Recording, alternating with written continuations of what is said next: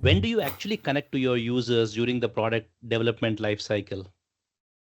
Okay, so this is funny because a lot of people think that I have an idea, I've made a product, and let me go and see how much will they pay for it. A Mm, lot of people think that is the first time they would need to connect with their customers. I would like to call users because not everybody mhm, who's paying is the only person who will interact with your mm, product, but everybody around that ecosystem, right? So, yep. uh, while that is what is the norm, uh, in our practice, as we practice user research or call it human centered design, we encourage you to start to think about user at the very, very start. When I say the very start, it really means even when you think there is a potential gap, there's something out there. I don't know Mhm, what this could mean, but I know something is not clicking. There is a gap that I sense. And that intuition or that understanding or that aha moment can come from anywhere. You all lived mhm, experiences, seeing somebody there, but that's just the start point. What happens usually is people think that is the insight and jump in to make something out of it. What we mm, ask is, if that is a moment which you think, that's just an hypothesis.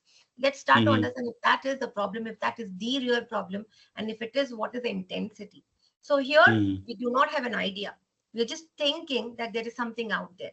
So engage Okay. with users right there, engage in conducting user research right there to understand what is the intensity of this problem that we are seeing. And when Mhm, you spend a lot of time at this foundational stage, many a times there's so many surprises. They're mm, connected problems, right? So you're not solving something in isolation.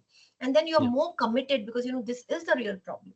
And this is Mm, where it solved will bring a lot of value to the business and to the users. So I would encourage that even at your hypothesis stage, start to connect with people. And that informs your next stage, which is now you have more ideas which are mhm, coming from a place of understanding the context, yep. understanding what this could be, who are, what is the Mhm, ecosystem, what is the competition, who are your users, right? So once you then at every stage you are pausing and validating before you really make the product. So you start with mhm, hypothesis to understand what is the real problem.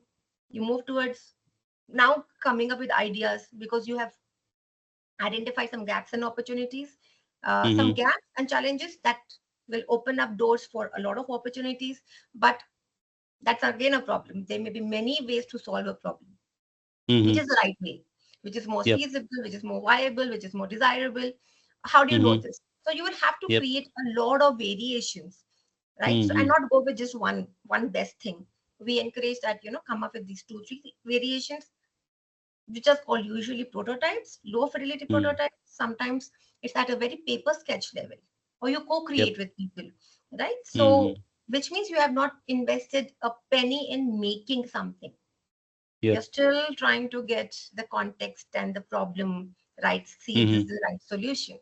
So you yep. are testing your low fidelity prototypes, your high fidelity prototypes at every stage. You're going back and connecting with your end consumers in their environment to say, is this still true? Is this still working? Is it this? Yep. Is this form and shape at this price? Mhm, mhm. Is this the right time? Is Yes. it the right place? So Mhm, there are like multiple pauses and multiple opportunities to validate, learn, iterate, and then move forward. So this awesome, awesome. goes on until you have launched your product. And after you have launched your product, people think, oh, done. We've delivered a Mm, great product. But I encourage you to have a live buyer. Once mhm, you have mhm. launched, many things will change. We are humans. We are Yep. so unpredictable. And our Mhm, business never ends. We are so adaptable. We are so competitive. So once I start to use your product, the environment or my learning or my expectations may change our relationship. How do you know awesome. that's changing? How do you know that Mhm, you're mhm. still relevant in my life as a user? So that live Yep. buyer is important. So for me, it's every opportunity to learn, Mm, to iterate is a great place. So from hypothesis to ideation, to your continuous prototype validations, to your launch and post-launch, all are yep. fantastic places. And if you have missed one, it's okay. When is the Yep. right opportunity? Jump on, but do not make things in isolation. Awesome. That's That's that's like really something that's helpful. very, very fundamental. A lot of startups Hmm. we know when they have created the product, will say, "Oh, it's too late. Maybe we've made things. Let us just push this out, and maybe in the next Hmm. cycle we will think, can we do something?" I said, "No, pause. This is a great time. Hmm. Give me two Yep. days. We'll do something about it." Hmm. And they see the magic.